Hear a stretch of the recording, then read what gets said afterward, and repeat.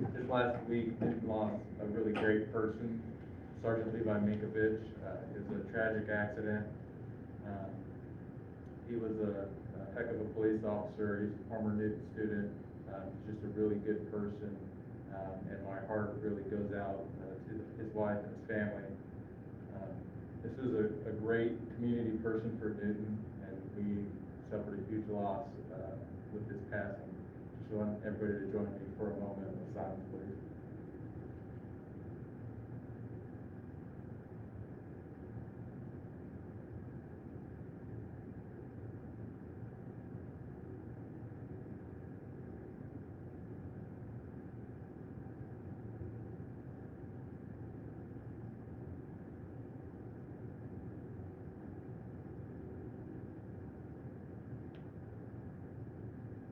Okay.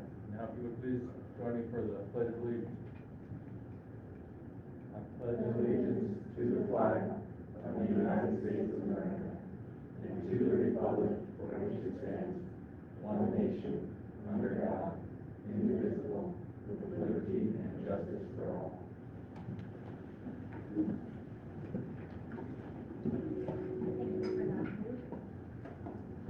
Okay, we are down to adoption of the agenda. We do not need to convene an executive session this evening, so I will entertain a motion to adopt the agenda as amended. I will move to adopt the agenda as amended. Second. All those in favor? 7-0. We do not have any public comment this evening, so we will move on to staff recognition. Okay, if I could have Jane come up to the podium here for a second, Jane Nichols. I'm sure she's excited. She actually, she keep her mask on her. Maybe we ought to have her take it off probably so everybody can see her face as well. Okay. We were informed about a week ago, this past Thursday, that Jane, she was nominated by the Newton Chamber of Commerce for the HR Business Professional of the Year from the Wichita Business Journal. So we got word that she did receive that award. There's going to be a virtual award ceremony in April. And I just want to say that, of course, I've only been here a short time, but I cannot thank Jane enough for all the things that she provides for the district. We actually conducted an interview today, just an example of the kindness and stuff. One of the candidates said, "Man, you are just so nice in that office," and speaking directly to Jane. So I want to say thank you, Jane, and a well-deserved award. So now it's your turn to say a few words if you want. Thank you to everybody. Want to give her that opportunity. So. You know those black masks cover up those red faces? They really do. They really do. So. Okay, consent agenda. I move to approve consent agenda items A through D. Second. All those in favor? 7-0. Old business, COVID update. Not a ton to cover here. I put together the numbers this afternoon. This week we were in, if you were to look, we had, for the trend, it was decreasing for our percent positive. It's right at 5.24%, so we're still on the verge of that between green and yellow. And then our attendance was actually green. Our staff attendance was down tremendously, but our student attendance was right at that little bit over 3%. So very happy. Those numbers continue to remain stable or decreasing. We just hope it keeps that way with the variants. I really don't have a ton of other things. We are concerned with vaccinations, obviously. We've got a situation where we're going to have a couple of buildings have to go remote on Wednesday, just based upon the number of staff that might have side effects with the vaccination tomorrow. That'll be kind of a precursor for what might happen on March the 10th, because I know one building on March the 9th that's going to have 20 of their staff, an elementary that has 20 staff that are up for their vaccination, their second vaccination that day. I know here at our office, there's several of us too that will have that second vaccination. So it'll just be a fun ride. We'll see how that works, and we'll try to communicate with parents as best we can. If we can make that call tomorrow afternoon based upon the feedback we get, or tomorrow evening, we will. But it may be Wednesday morning before we can. That's really all that I have, unless you guys want to spend more time talking about COVID. I'm COVIDed out. I am happy leaving it there. Very good. Thank you. Okay, new business, Head Start program changes. We have Sarah Livesay and Amber Heck going to talk to you about some changes with Head Start you need to consider.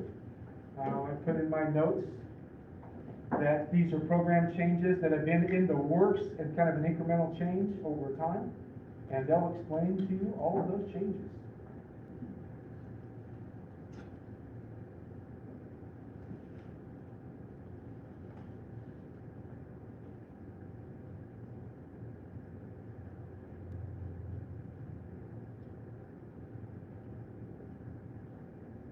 Sure is quiet here.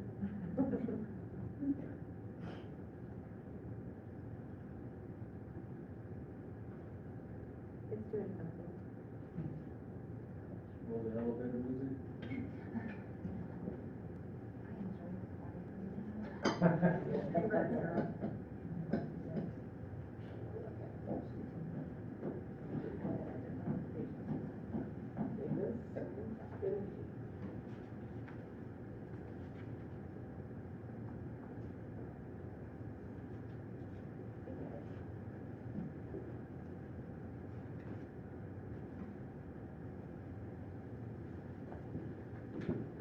All right, so we're going to talk to you tonight about the impact of Head Start's requirement to have 45% of Head Start students attending full day.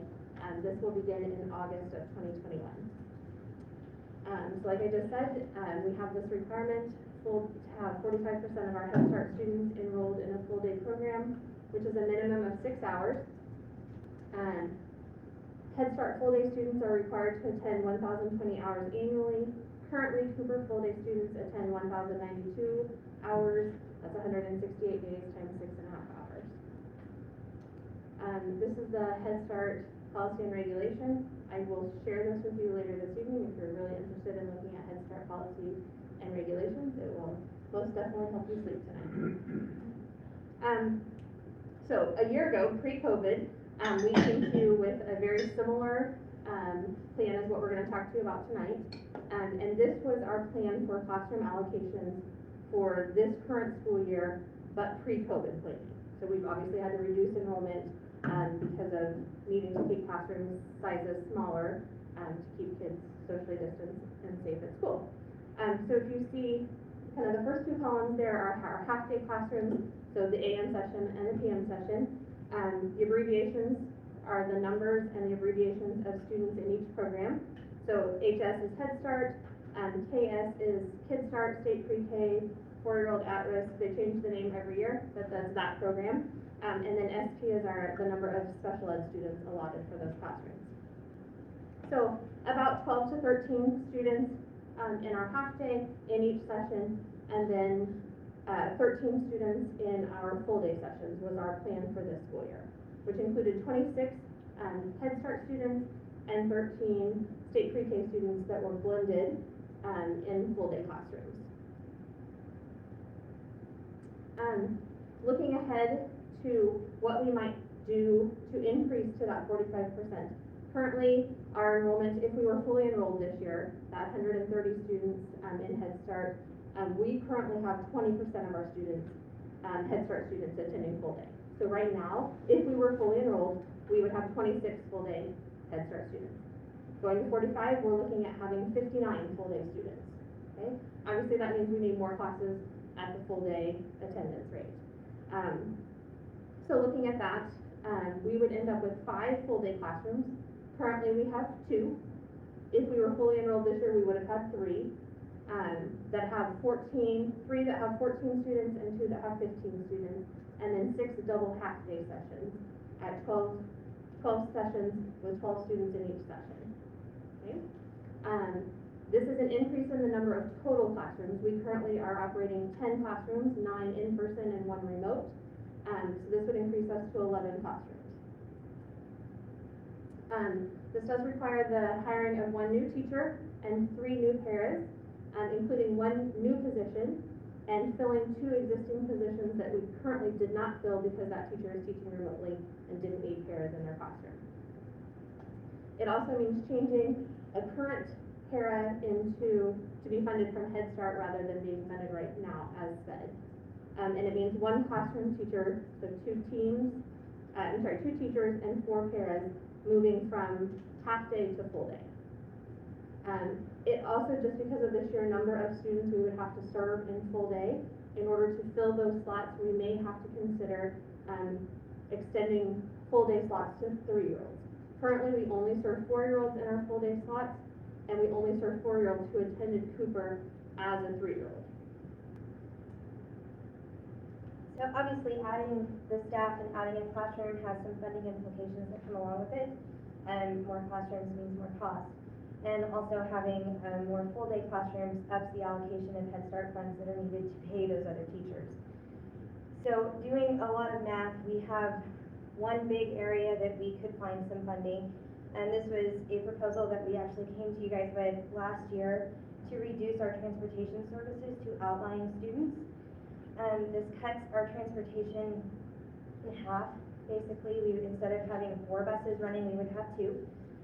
They would pick up kiddos in Halstead, Heston, Sedgwick, and Walton to get them here.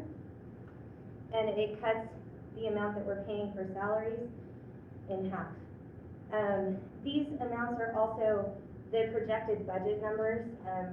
We always kind of factor in a little bit of a raise for everybody just in case. So these numbers are not solid and set in stone, but this is what we're projecting. So cutting the transportation in half just with salaries saves us $72,847. Then if you go to the bus maintenance budget, it would also cut that in half. Things like fuel, parts and repair, tires and oil. These are also kind of estimated. Fuel costs so far this year have been really low. Don't know if that'll happen next year, so we left a sizable amount in fuel, but that also saves us another $14,000 to fund the extra classrooms. This is the projected 21-22 budget, just kind of the basic categories instead of breaking it down line by line. So for personnel, you see there's still a sizable chunk there. It goes into the fixed costs that I figured at the current rate. Our training and technical assistance amount, that is something that does not change from year to year. That is what Head Start gives us for that. You see the reduced bus maintenance budget. Our mental health consultant is another big chunk that is a requirement for Head Start. And other includes our association fees, any other registration fees we may need, things for our software programs that we have to have for Head Start and such, and hits that total Head Start budget of $1,222,227, which is the total Head Start award.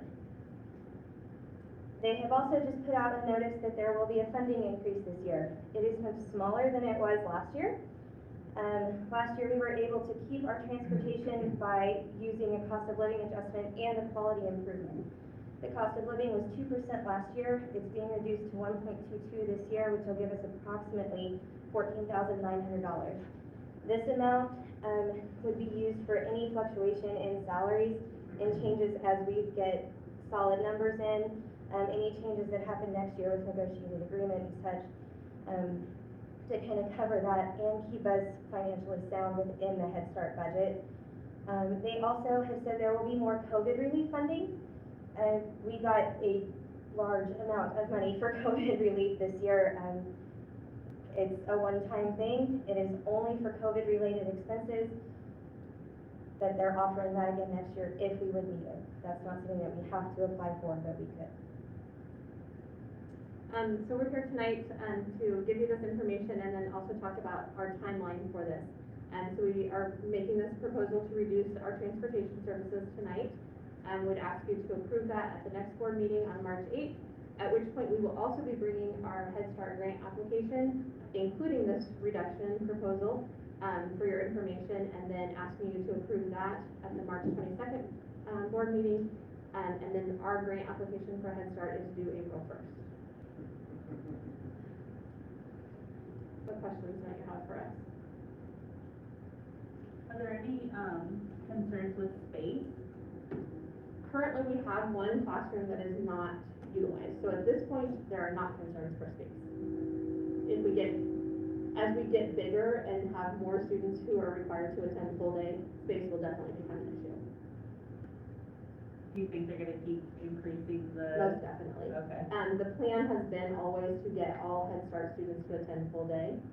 They have pushed that timeline off, one, because it costs money, and two, I mean, pushed off even more because of COVID, things like that. But yes, the plan will be to get to full attendance 100%.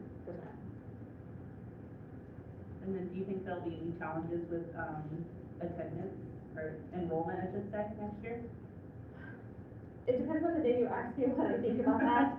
I honestly feel like we've had so many families who contacted us last summer, and said, I really wanna send my kiddo to preschool, but I don't wanna do it this year. And I think as everyone becomes more familiar and just more comfortable living in a world that has COVID possibilities, I think we will see an increased enrollment. We've had a number of, since January, we've probably added 12 students, to our enrollment.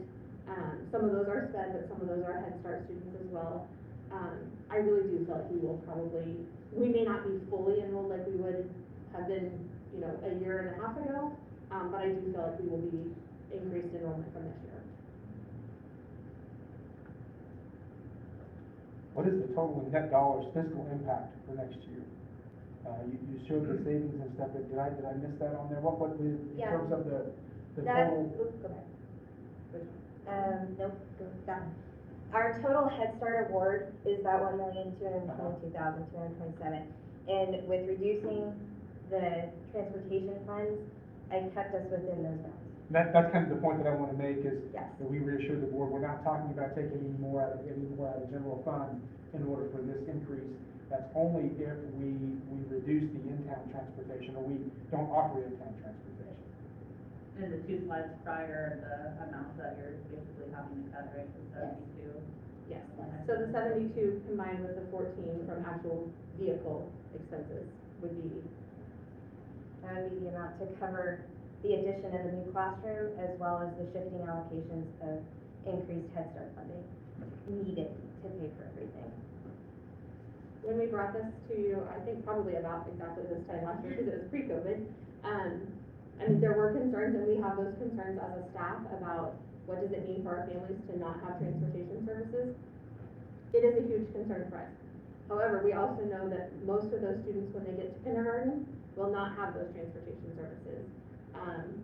We have, with Head Start transportation, we can remove a student from transportation if they have not been picked up or not been dropped off at the right times, and after a certain number of times.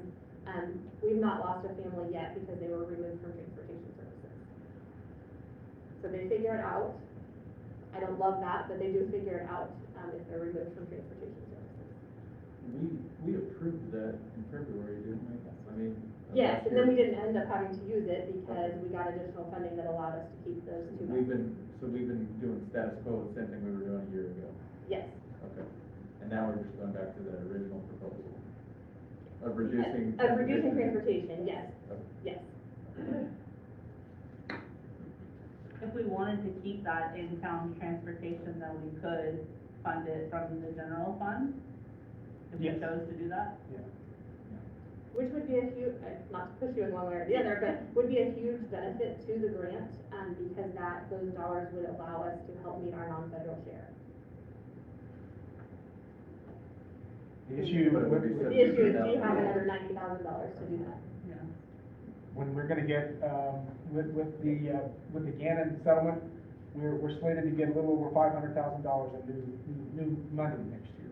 When you figure we essentially, did not get raises this year, I really struggle with adding staff, because, with each addition, that's less of an opportunity to increase our base, which makes us more competitive. So every option that people bring for an addition, it's kind of like, I'd like for them to think of ways we could, become more efficient to absorb those without having to add.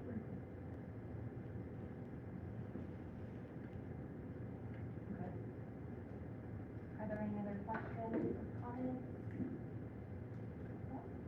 Thank you, Amber, I know you're the number girl, so thank you for that. And you'll send the link to that presentation or a PDF of that presentation that we can pass on to the Yes, I board. will. That'd be great. Okay, 7B, approval of gift request. I move to approve the following do gifts as presented. We'd like to thank South Central Kansas Library System for their gift of $500 to Slate Creek Elementary School to implement a family activity bag. Second. All those in favor? 7-0. Luke, was that you? Approved 21-22 attendance calendar. You guys have a copy of that calendar. We met a couple of times as a calendar committee, proposed 2 drafts. This was the draft that had it had approval of the majority, but it wasn't by a large amount necessarily in most cases. The few changes that we had to incorporate were the absorption of the professional learning day and then the family engagement day essentially into that calendar to add 2 more attendance days. So one of the things that the group would like to explore in the fall, early in the fall next year, is maybe looking at some creative ways to change that for the following year. So maybe increasing the number of minutes per day in attendance, that would decrease the number of actual days and things of that nature. One of the advantages you all have with your contract with teachers is that we contract a certain number of hours, not a certain number of days, so that gives some latitude in that regard. So, and we felt pretty good about that.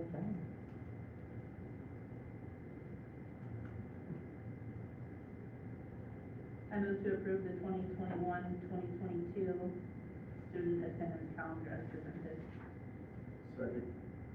Any questions or comments? All those in favor? 7-0. Approved roof repairs. All right, so this one is a little bit unforeseen for us. Well, actually, it's not completely unforeseen in the fact that we've had these roofs leaking for a while. And so they're at Lindley Hall and at Willis Gym. And so it's been, I've been told it's been, for the last several years, they've done patches on it, and now the patches aren't holding. And so we're asking that we go ahead and actually have those roofs replaced on those facilities. So within your documents, you can see what the costs are for the roof repairs. Around $36,000 for Willis Gym and $23,000 or $24,000 for Lindley Hall. But what we are going to do, and what you'll see in the next coming weeks, is we're going to put these repairs into our capital outlay plan. So effectively, that's where we plan on absorbing the cost. But because of the urgency of needing the repairs to get underway, we've went ahead and put them in front of you tonight for approval.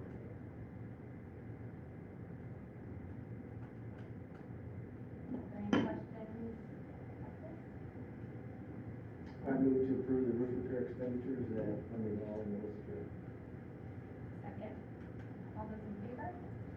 7-0. Traveling Teacher Exploratory Committee.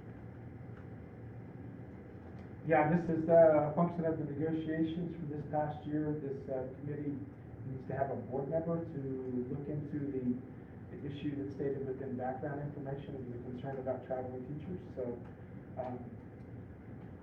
we need to have someone volunteer, or as I think I heard a great word, voluntold is what someone had put that earlier, a couple of weeks ago. Is there anyone who wants to jump at the opportunity? What is the time commitment here? All right, volunteer.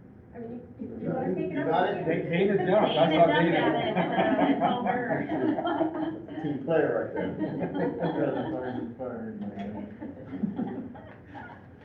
We're probably talking a couple of meetings, really don't have any real parameters yet. Kathleen is working on that pretty hard. We'll get that information to whoever stepped out. Thank you, Dana. Building reports are in the agenda for Santa Fe, Chisholm, the high school, and Opportunity Academy. Wow, 7:23, board comments, Angela. Andy. Thank you to the maintenance and custodial staff that was keeping things running. I know that was real difficult with the weather we had last week, so, great work. We all appreciate you. Thank you.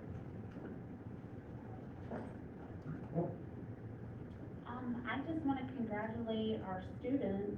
This last week, we've had a number of students the last couple of weeks that have had many accomplishments with a national merit, the the bowling team, the wrestlers, and I know I'm forgetting. Swimming also?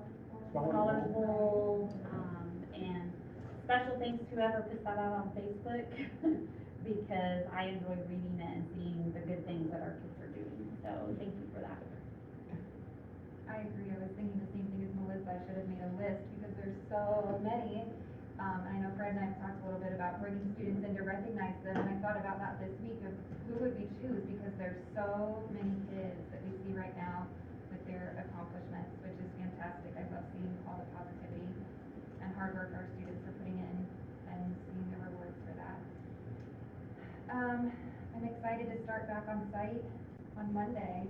I've heard quite a bit of feedback from staff that they are looking forward to that. I know there will be some stresses, but I think we're all ready for a little bit of normalcy if at all possible. So thank you again to everyone for your work every single day. I know it's not easy, but you're appreciated. So thank you. I will entertain a motion for adjournment. So moved. All those in favor, well, second, I guess, second. Second. All those in favor?